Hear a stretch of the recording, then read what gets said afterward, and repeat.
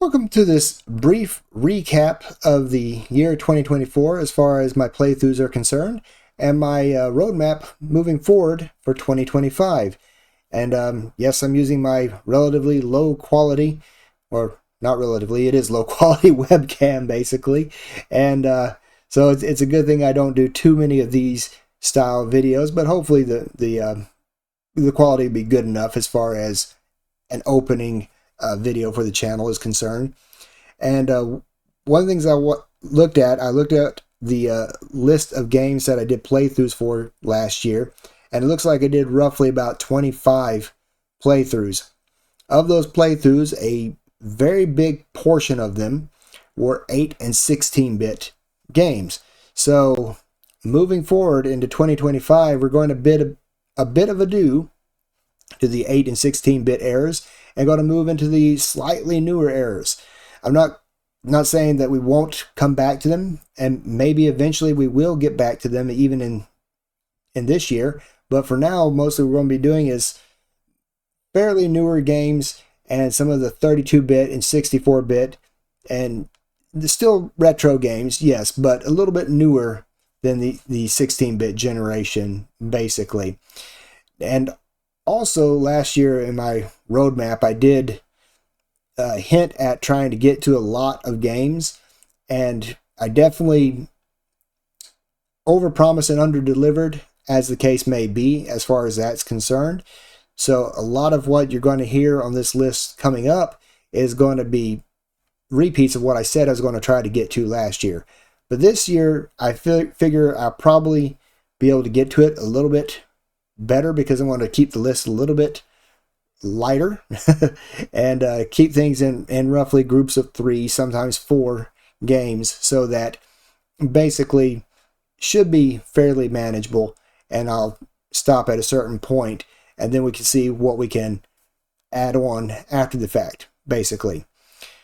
So anyway, starting with, like I said, leaving the 16-bit era behind, for Sega, I did a lot of Sonic games last year, and for the next platform after the Genesis, the Saturn, they didn't really have a proper Sonic game, so the mascot for that system was basically Knights, or at least in my opinion, that's pretty much what the mascot was.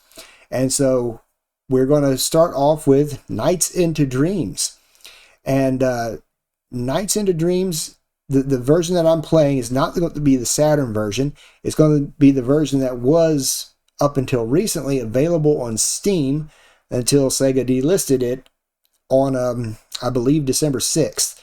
So hopefully Sega will bring it and everything else that was in that Dreamcast collection back bigger and better than before, hopefully.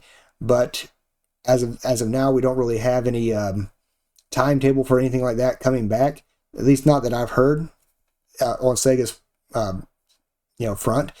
So, but yes, initially we're going to start off with Nights into Dreams, and then the next game I'm going to play is the sequel to that, to form a little bit of a duology, Knight's Journey of Dreams, that came out on the Wii.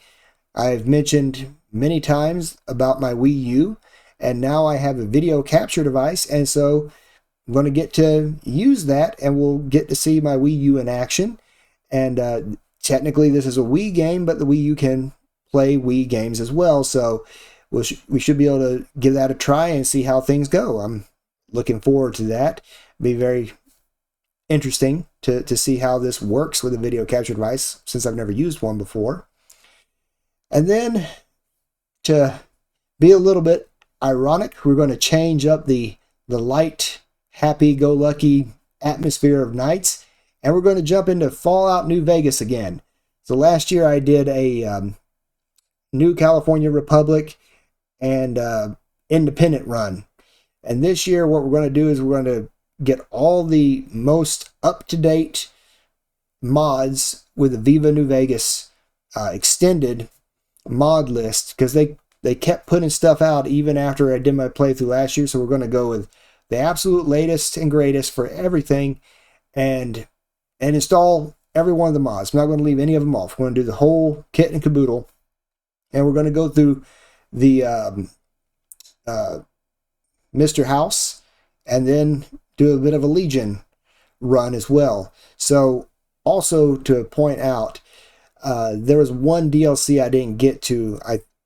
I forget the name of it, Lonesome Road or something along those lines. So that's one other DLC that we will try to knock out, and basically I'll be able to completely and totally say we're good to go with Fallout New Vegas, and that's going to be the start of the year. So pretty decent start in my personal opinion. But then from there, we're going to go back to some more console games, and I couldn't really make up my mind too much initially what I was going to do here, but I decided to, do what any rational person does and roll dice to make up my decision. And then I came up with another duology by the name of Sin and Punishment. And the first game in that duology came out on the Nintendo 64. And I do believe I bought it on my Wii U. I could be mistaken there, but it is available on the Nintendo Switch online as well. So there it is available there.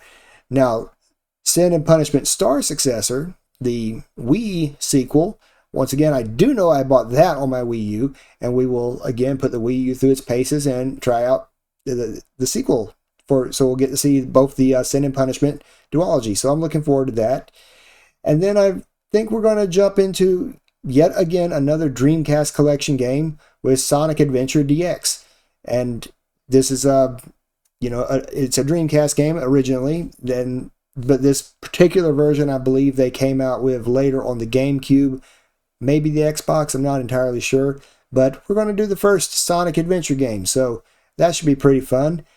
And again, switching gears, going from relatively happy-go-lucky to Shin Megami Tensei 4 Apocalypse. I really was juggling between which one I want to do first, Fallout New Vegas or Shin Megami Tensei. And we're definitely going to do SMT4 Apocalypse. I'm looking forward to that as well. And then what I said I was going to do last year, we're going to get into the Deus Ex series, and then basically after we finish up that initial batch of games, we're definitely going to knock out all the Deus Ex games, as well as Wing Commander Prophecy and MechWarrior 5, again, to do some high-risk missions and other DLC that I never got around to my first playthrough. And maybe I'll look to see what sort of mods are available and maybe do a little bit of a modded run for MechWarrior 5. We'll see. Should be pretty timely considering that MechWarrior 5 Clans just recently came out. So we'll just kind of get to see a little bit more of the story leading up to Clans. Probably won't do a main storyline. It'll probably do a career mode instead.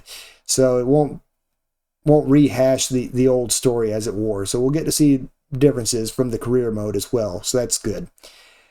And then that's going to that's quite a few games actually right there in that chunk, the Deus Ex, Wing Commander, and MechWarrior run. But then we're going to switch gears and get back to doing some fantasy games. And I want to do both Hexen 1 and 2 from a first-person shooter perspective. I think those will go very well. And again, I'm going to do, as of now, a Wii U exclusive with Legend of Zelda Twilight Princess HD.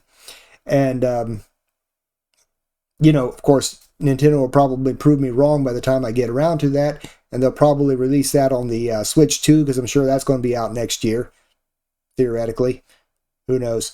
And they'll probably prove me wrong, and it won't be a Wii U exclusive anymore. But for now, it's a Wii U exclusive, and that's what I'm gonna fire up next year. And then from there, I'm going to do a Medieval, which is kind of like a homage to the Hexen games.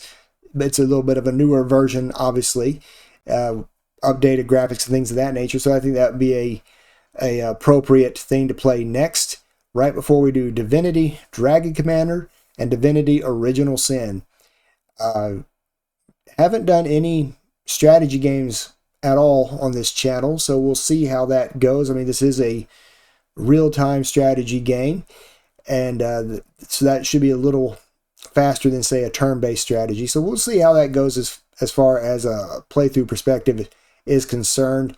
I'm hoping it goes fairly well, and isn't exorbitantly long on each of the maps, but like I said, it's a bit of an experiment for me as far as that's concerned. And then basically that's all I'm going to commit to at this point in time, because I don't want to overcommit, but I do have other things on the list that I'm thinking I'll try to get to after all of that. But that's actually, even though it's a relatively lower number of games, there's actually quite a bit going on, and those are some pretty detailed games, and I think that should be pretty good for the year moving forward.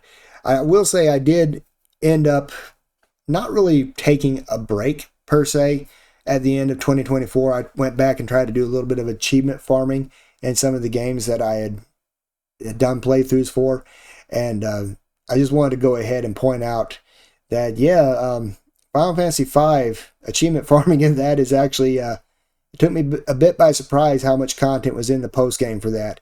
I'm still trying to knock some of it out, but we're going to get to all this here soon. So I just want to go ahead and say Happy New Year to everybody.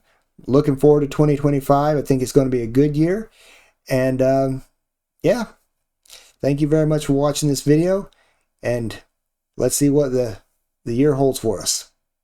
Take care.